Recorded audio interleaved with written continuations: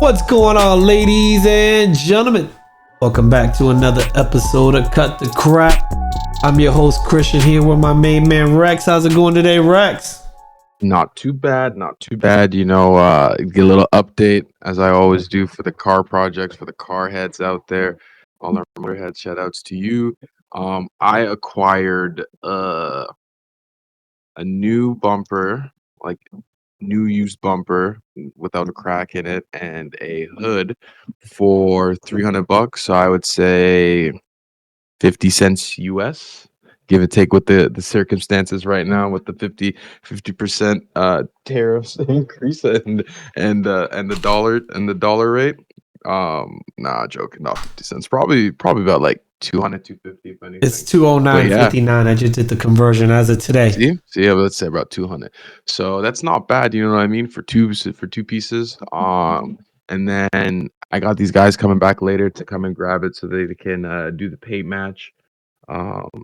Carbon, paint the hood carbon black, paint the bumper the Arcanite gray, and then yeah, we're slowly coming along. Gotta get a power steering pump. We're gonna roll the dice though. We're gonna pop one off of another one and see about that. But because the way that they're doing it all together, even if it was a bad one, I still got a deal for everything else, and I can just always get a newer one after. So there you go. All right, so you're gonna get it painted today. Oh, they're gonna come and get it painted. Yeah, paint it tomorrow. Tomorrow we'll install it. I gotta go get a tow license plate because that's the whole point of getting the new bumper, so I could put the license plate on the side because we're a two plate city here. You're a two-plate country or city or whatever. City, yeah. Because our French neighbors, they're one plate. Yeah, we're one plate here in Florida. Yeah, just the rear, right? Yep. Yeah. So no, they need two. So just the rear. That's how she likes it. Mm-hmm. gotta put one in the front. But as I said, if I'm gonna do that, I'll make it look cool. So yeah, I want to put my license plate on the side, give it that real, GDM two plate look. Well, congrats on that. Excited. Hope that comes out amazing. Fingers crossed. Fingers crossed. Today's episode is a little bit of an interesting one. We normally don't get into this stuff. We'll get into politics and all that. But because all these crazy events that happen and have unfolded with our president in Canada, effective today, actually, February 4th, as we're recording this, there's a lot of stuff going on here. The U.S. is sanctioning tariffs on Canada. Canada is sanctioning tariffs on the U.S. Donald Trump said, you guys need us more than we need you. And that without us, we're pretty much, in summary, without us, Canada would not survive.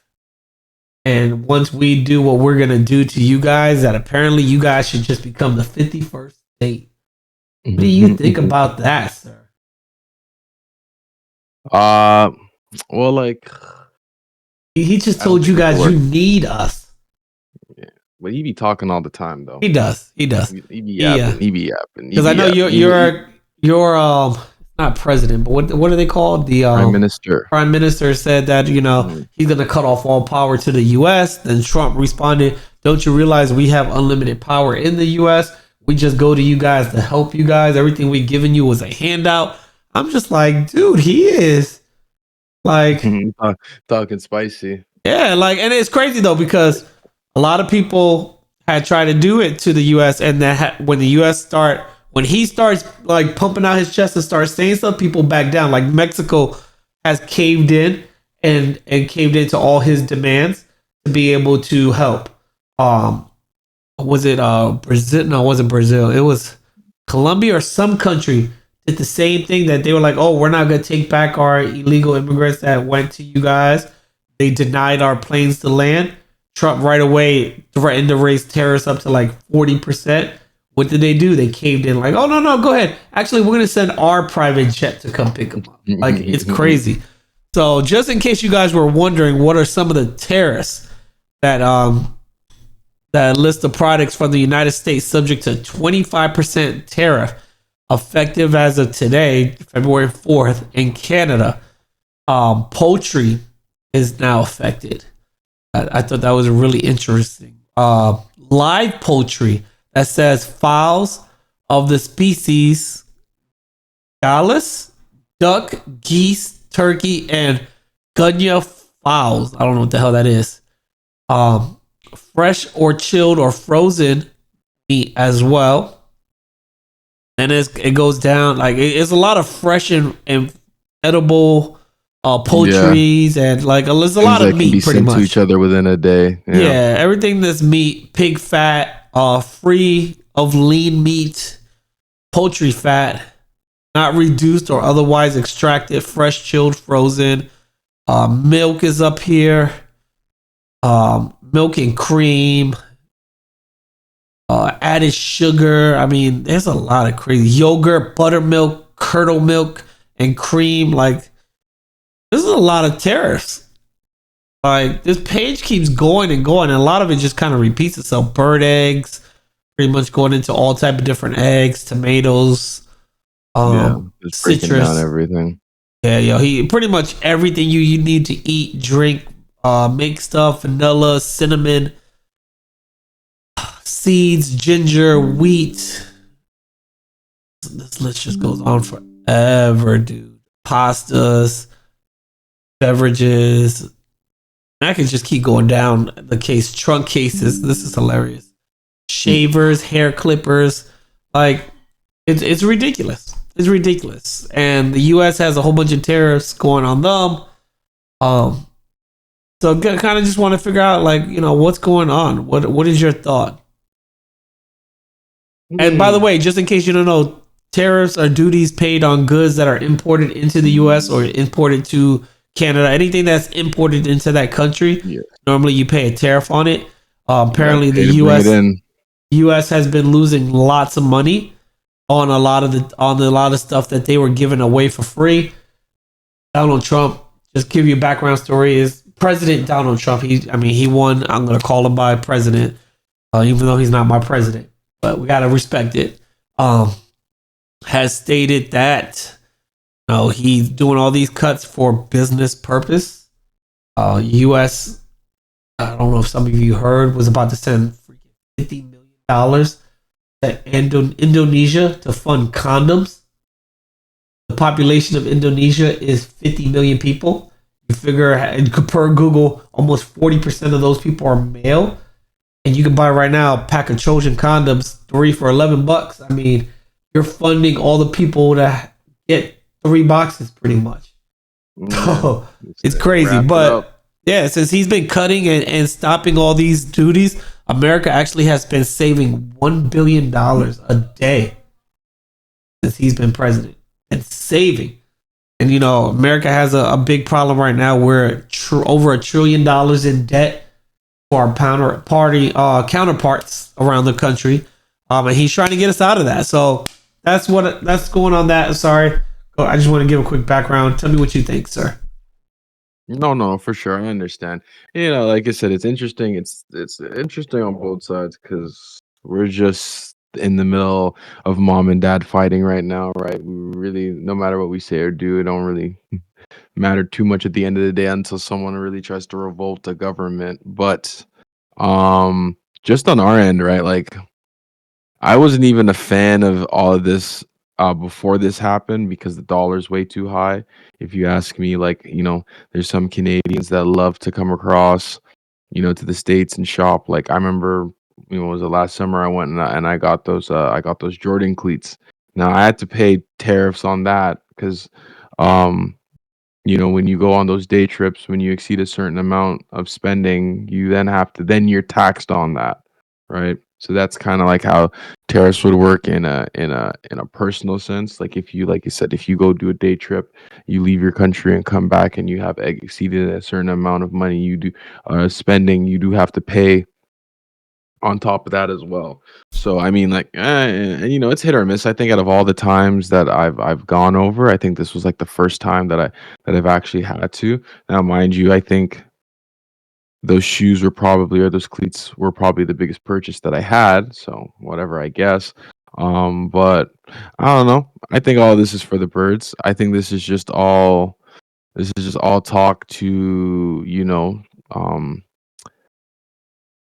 for the egos, for all the patriots, for all the patriotic people, both Canadian, I'm both American and Canadian, right?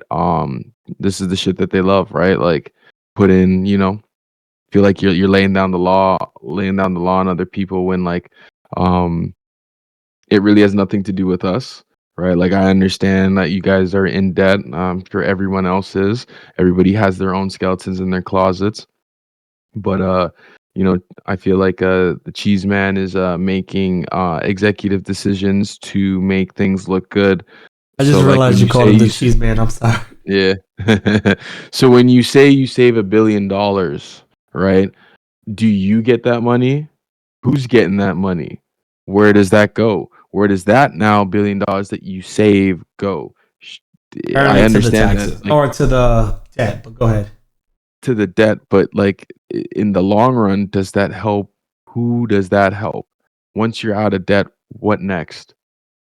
Don't You know. either take We've more, been in debt for so yeah, long. We can't tell ex- you. exa- exactly. What you're gonna take more money? What are you gonna do? Borrow less? Right? Like you borrowed for a reason. You know what I mean? Like when you pay it off, ultimately whatever you borrowed it for, that resolved the issue when you first borrowed it. Right? When you then finish off, then what? You just now sully the relationship, right? So I had some information here Yeah, go ahead. on our end. So this is the thing though, right? Like Canadians and Americans are always supposed to be working together, doing well, all that kind of stuff. Um Essentially all this is just gonna make the what do they call it? The what do they call it at work? The watering hole or the like the water tank like conversations. All that does is just make more conversation for that. Did you hear this? Did you hear that? Because I mean, at the end of the day, like he's just ruining more stable relationships between countries that when other people get older that they have to fix, and then either they will either choose not to fix it and let the strain keep going. But like, like you look at us, like we're still gonna be, continuing what we're doing and we're still gonna have our friendship regardless of whatever else is going on out there. So example is I wanna say from 2019. So there's this post here on CTV News about Hydro Quebec. So Hydro Quebec takes care of uh all of Quebec's hydro. So that would be our province to the east of us, our French Okay. speaking friends, also my hometown. They said that it sent an average of 21 terawatt hours to the United States per year. So that would equal up to 200 million, sorry, 2 million homes for a year, and that's how much power that they've supplied. So that's like, again, 2 million homes for a year between 2019 and 2023. So I obviously in the grand scale of things, right? When you put that next to the number of saving $1 billion, those look small. But I'm sure if you ask the 2 million people whose homes that were lit up and had access to that power would be more grateful once you know where it's coming from. So like I said, at the end of the day, all this does is just it just ruins those political relationships that we have, right? So and this is what I'm talking about. Like, so Hydro Quebec's been exporting energy to New York State, just that state for more than 100 years. So Yeah. now somebody who's trying to become your forever president, trying to handle whatever policies and things that you got going on for 2025 is willing to throw away 100 years of a solid relationship that had nothing to do with him. You know what I mean? And now he gets involved, and yeah, like I said, it can just easily whittle that away. And it's like, what for? Right? And then there's an additional that New England states that Quebec started in the 1980s. So Tom Brady's home for a little while was powered by our French speaking friends. So imagine that you wouldn't have a dynasty because there would have been no power at Gillette Stadium thanks to us, right? So it's like I said, it's just like the little things like that. And then I think the last thing about like the tariffs here too is that right? The other things that cutting off like access to the U.S. right in reprimands of what the situation is like, as we know, electricity, lumber, critical minerals, oil, and gas, right? So I think we help foot a bill in a sense of like, why go across the seas when you can come up here, get a better quality at a better rate, than trying to go somewhere into some back way area, and then trying to get that, and then it's not the same quality. Now, just to let you So, know, to mhm, answer that question really quick, because it's funny, I'm reading on like why Trump supports the tariffs. He says that in an interview, the reason why he's doing this, Trump cited that he needs to boost U.S. manufacturing, and needs to bring jobs back to U.S. So companies that start boosting and bringing manufacturing back to the U.S. will get tax benefits and cuts for that. So yeah, that's one of the but main again, reasons too. He's saying. and I understand, but all this is just immediate results, right? Like, if this goes through, what happens 2 years after that? You guys boost yourself up. You guys are going to get back into the same cycle that everybody does. Now it costs too much money. Now it costs too much money to be at home. Now, India, Jamaica, the Philippines, and all those other places that that you can, what you pay one person's salary can pay maybe about an office floor for people for a year, is going to start looking pretty sweet, right? And that vicious cycle starts over again. Sure, it's gonna buff you guys up for a couple of years, but it's not gonna sustain. That's just the nature of business, and he knows that. He's just making it seem good on, paper on the front end, but then when you really look into the fine details, because if you are the only person that are reverting back to that kind of operation and everyone else isn't, you're just lost to the times. Is America just going to put a bubble over itself and and act like certain communities where they just keep the money within themselves? Probably not, right? NFL makes most of their money internationally.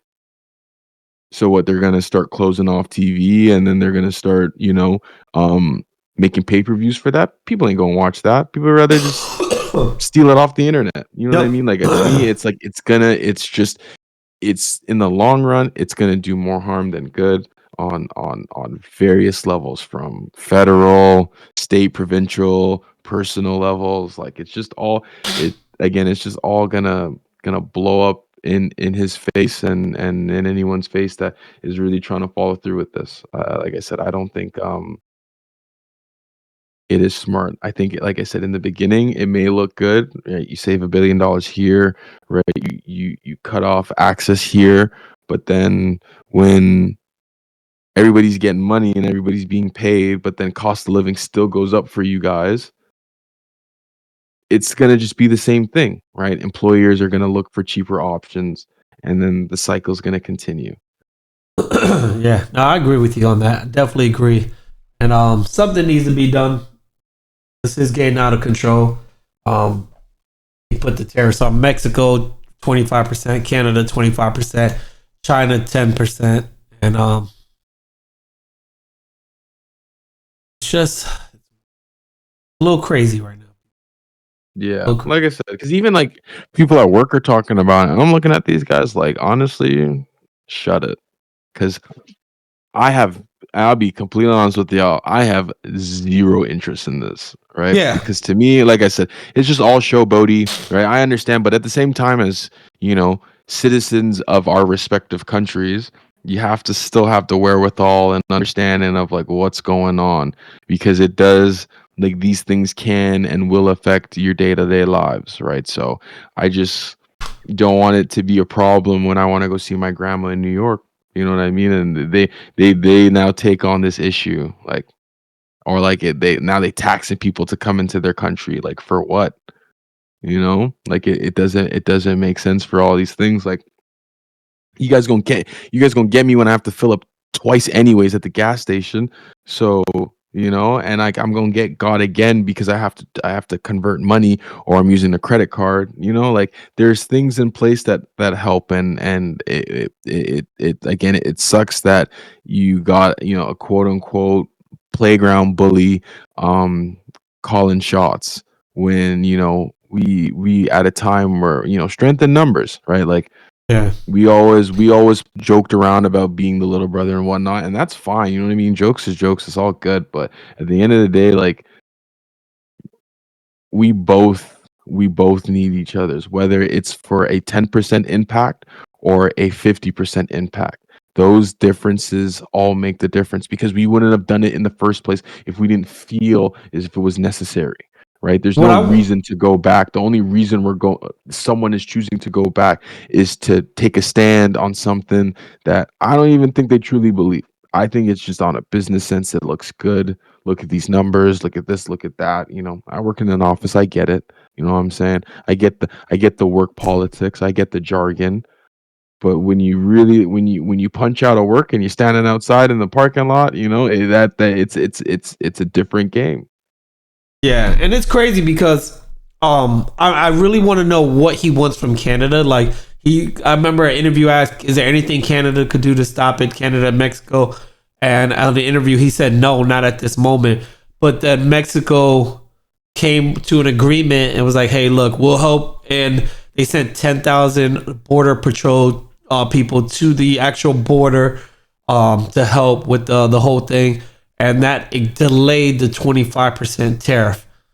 So they put a delayed on it. They're doing stuff to help move people back to Mexico that crossed illegally. So like, what does he want from Canada? Is my question. Like, because you don't hear about Canadians coming in illegally or anything like that. Everything you hear is mostly cartel and the drug pushing coming from Mexico. Like, I never hear anything bad coming from Canada. So like, I'm curious on what he They're really saying the wants. drugs, the Well, fentanyl I and heard him stuff say like that. fentanyl, but you Yeah. like, come on, majority of that fentanyl came from That's a Mexico. lob, but that's a lob. You know what I mean? That's just a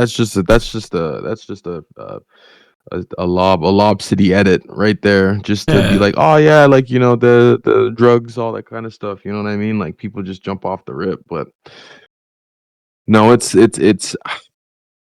just, again, because so here's the kicker over here, right? Like, Canada is basically calling for our prime minister's head. Um, he's basically the Trump that didn't do good.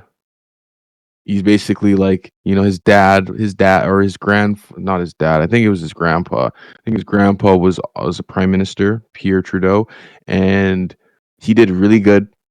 And everybody was expecting him to be the next like Pierre and all this kind of stuff, because he was one of like the better prime ministers. But people also got to remember that like it was probably easier to run a country when things were 30 cents, or like it was like $100 to build a house. um I could be definitely exaggerating on like how much it cost back then, but at the same time, like, hold on, let me pull this up real quick. Period. Let me see. no, you're good. You're good. And also, just to let you know, the delay, I thought it was just on Mexico. It says that's on Canada as well. President Trump did back down and delayed it for, actually, till today. No, it was supposed to be February 1st. He delayed it to February 4th. Mm-hmm. Never mind. So he So, so he took over in the late '60s and then got 2 terms. So he basically ran from '68 to '84. So he had a short first term because he came in because someone probably called for someone else's head at the time. So he took over for that remaining year, and then after that ran it in the '80s. So if you ask me, and anybody, a lot of people always said that, like, the '70s and the '80s were a grand old time. Were probably the best time in civilization, because technology was going. I think they were 40 years out from the Great Depression, right? 60 years out from the Roaring Twenties.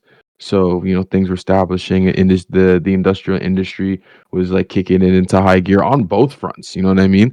So that's the thing, is when people start comparing apples to oranges, it starts getting rough. So, like I said, over here they start calling for his head because he started. We got I don't want to be whatever, but we have an immigration issue right now where we have a high influx of a demographic coming in, um, racist and uh, bigot bigot things aside.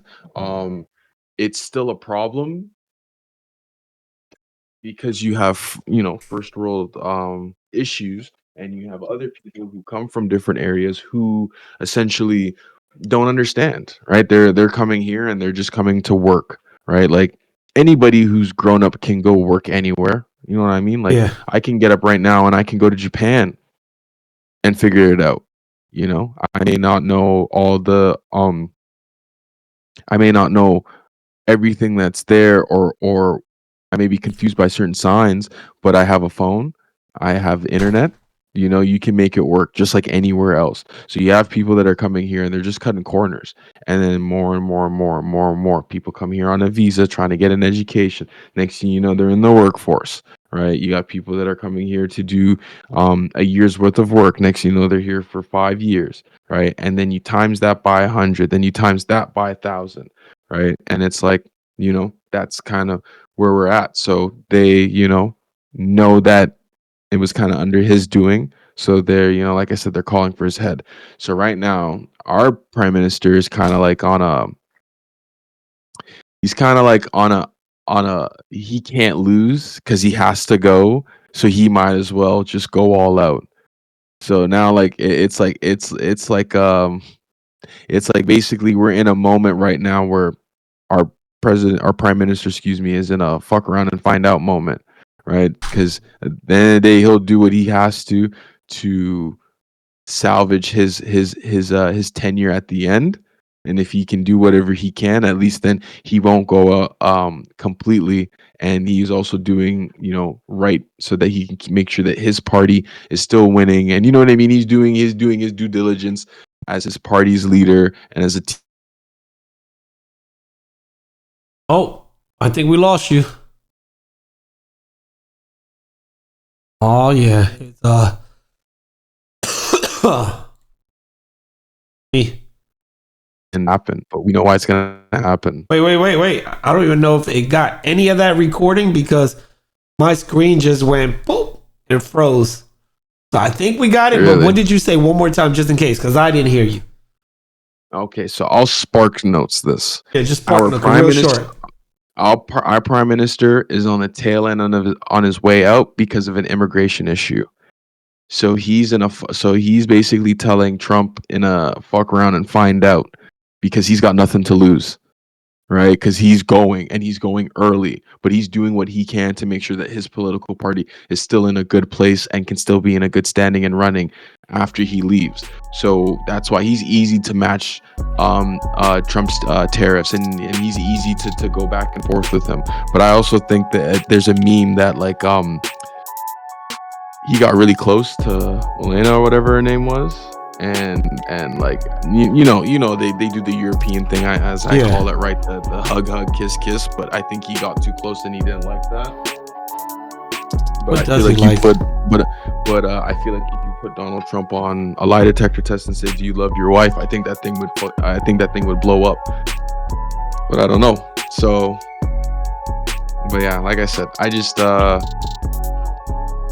it's a lot. I think that whatever's going on and whatever they think is going on, they just need to stop.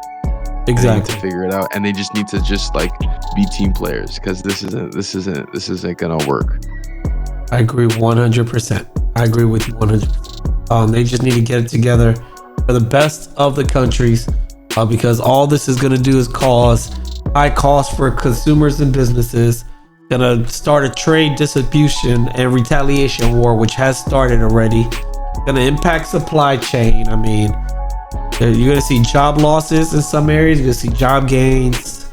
But at the bottom line, it is, we need to work together. We all are neighbors right next to each other, and we need each other. So, but everybody, we appreciate you guys for listening. Like always, please let us know what you guys think. If you're in America or Canada, what you think about the tariffs going on and all that, or if you're outside country, because I know we got some listeners from Germany and all that. Let us know what you guys think about this. I know you're probably looking at us like, you fools or what? Like, you really? But I would love to hear what you guys think about it. Until next time, we appreciate you guys for listening. Like always, leave us a message if you're watching on YouTube down below in the comments. Hit that thumbs up. And we appreciate you so much for listening. Also for our podcasters, we appreciate you guys for always sticking around listening there as well. We're on Apple, Spotify, and iHeartRadio podcast. So we do appreciate you guys. Till next time, you guys have a good one. Peace.